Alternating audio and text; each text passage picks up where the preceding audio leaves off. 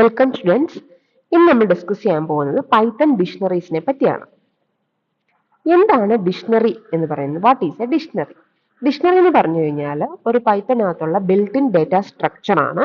അത് നമ്മൾ യൂസ് ചെയ്യുന്നത് ഡേറ്റയെ സ്റ്റോർ ചെയ്യാൻ വേണ്ടിയിട്ടാണ്. കീ വാല്യൂ പെയേഴ്സ് ആയിട്ട് ഡേറ്റയെ സ്റ്റോർ ചെയ്യാൻ വേണ്ടിയിട്ടാണ് നമ്മൾ ഡിക്ഷണറീസ് യൂസ് ചെയ്യുന്നത്. അപ്പൊ ഈ ഡിക്ഷണറീസ് എന്ന് പറഞ്ഞു കഴിഞ്ഞാൽ അൺഓർഡേർഡ് ആണ്, ഫ്ലെക്സിബിൾ ആണ്, വെർസറ്റൈൽ ആണ്. അൺഓർഡേർഡ് എന്ന് വെച്ച് കഴിഞ്ഞാൽ എലമെന്റ്സിനെ സ്റ്റോർ ചെയ്യാൻ വേണ്ടി ഡിക്ഷണറിക്കകത്ത് ഒരു ഓർഡർ ഒന്നും മെയിൻറ്റെയിൻ ചെയ്യാറില്ല.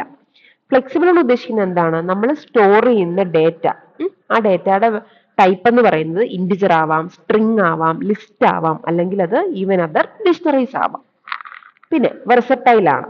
ഡിക്ഷണറി ഉപയോഗിച്ച് നമുക്ക് പല ടാസ്കുകൾ, നമുക്ക് വെറൈറ്റി ഓഫ് ടാസ്കുകൾ നമുക്ക് പെർഫോം ചെയ്യാൻ പറ്റും.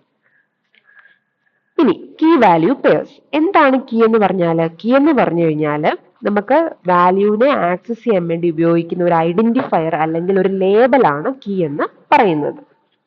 ഇനി വാല്യൂ എന്ന് പറയുന്നത് എന്താണ്? നമ്മൾ സ്റ്റോർ ചെയ്യുന്ന ഡേറ്റ ആണ് ഈ വാല്യൂ എന്ന് പറയുന്നത്. പിന്നെ ഈ കീസ് എന്ന് പറയുന്നത് യുണീക്ക് ആയിരിക്കണം. ഡ്യൂപ്ലിക്കേറ്റ് കീസ് അലൗഡ് അല്ല.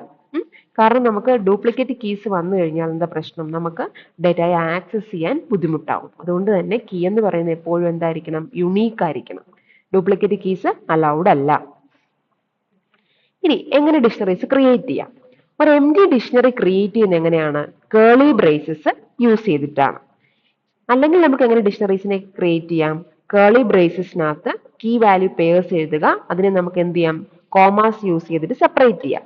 ഇവിടെ ഒരു എക്സാമ്പിൾ നോക്കുവാണെങ്കിൽ നെയിം ആലീസ്, ഏജ് 30. അപ്പൊ നെയിം എന്ന് പറയുന്നത് എന്താണ്? ആ നെയിം എന്ന് പറയുന്നതാണ് കീ. ആലീസ് എന്ന് പറയുന്നത് എന്താണ്?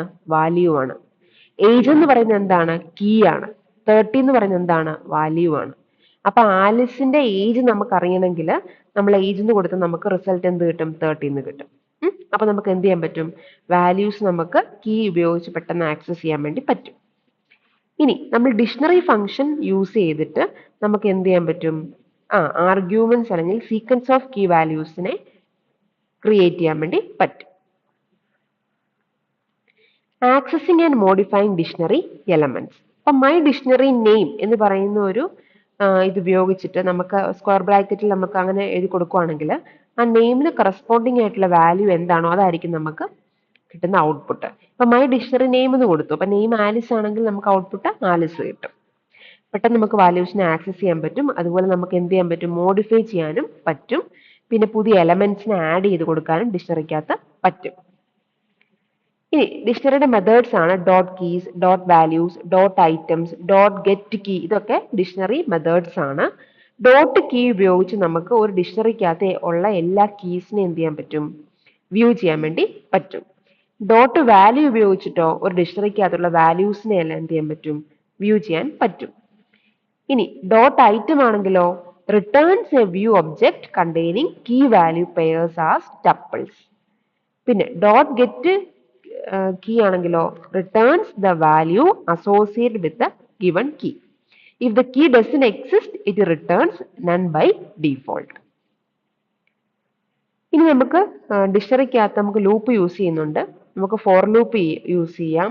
അതുപോലെ നമുക്ക് വാല്യൂസ് മെത്തേഡ് യൂസ് ചെയ്ത് ഐട്രേറ്റ് ചെയ്യാൻ പറ്റും. അതുപോലെ ഐറ്റംസ് യൂസ് ചെയ്തിട്ട് നമുക്ക് കീ വാല്യൂ പെയേഴ്സിൽ ഐട്രേറ്റ് ചെയ്യാൻ വേണ്ടി പറ്റും. ഇനി nested dictionaries, outer dictionary, inner dictionaries, accessing values. Outer dictionary എന്ന് വെച്ചാൽ പ്രൈമറി ഡിക്ഷണറി ആണ്. That contains other dictionaries as values.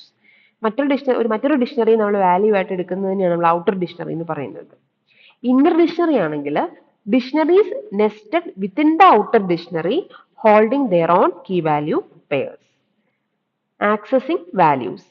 Access values in nested dictionaries using multiple levels of square brackets chaining keys together. ഇനി Python dictionaries use cases and applications. അപ്പൊ നമുക്ക് ഒരു user profile create ചെയ്യാൻ വേണ്ടിയിട്ട് നമുക്ക് എന്ത് ഉപയോഗിക്കാം? ഡിക്ഷണറി യൂസ് ചെയ്യാം. അതിനകത്ത് യൂസറിന്റെ ഇൻഫോർമേഷൻസ്, നെയിം, ഇമെയിൽ, പ്രിഫറൻസസ്, അങ്ങനെയുള്ള ഇൻഫോർമേഷൻസ് സ്റ്റോർ ചെയ്യാൻ വേണ്ടിയിട്ട് അല്ലെങ്കിൽ ഒരു യൂസർ പ്രൊഫൈൽ ക്രിയേറ്റ് ചെയ്യാൻ വേണ്ടി നമുക്ക് ഡിക്ഷണറി യൂസ് ചെയ്യാം. അതുപോലെ നമുക്ക് കോൺഫിഗറേഷൻ സെറ്റിംഗ്സ് വേണ്ടി നമുക്ക് ഡിക്ഷണറി യൂസ് ചെയ്യാം. പിന്നെ മാപ്പിങ്ങിന് വേണ്ടി യൂസ് ചെയ്യാം. എന്ന് വെച്ചാൽ map objects to their properties allowing for easy access and manipulation. ഞാൻ പറഞ്ഞത് കീ വാല്യൂ പെയേഴ്സ് ആയിട്ടാണ് നമ്മൾ സ്റ്റോർ ചെയ്യുന്ന ഡേറ്റ.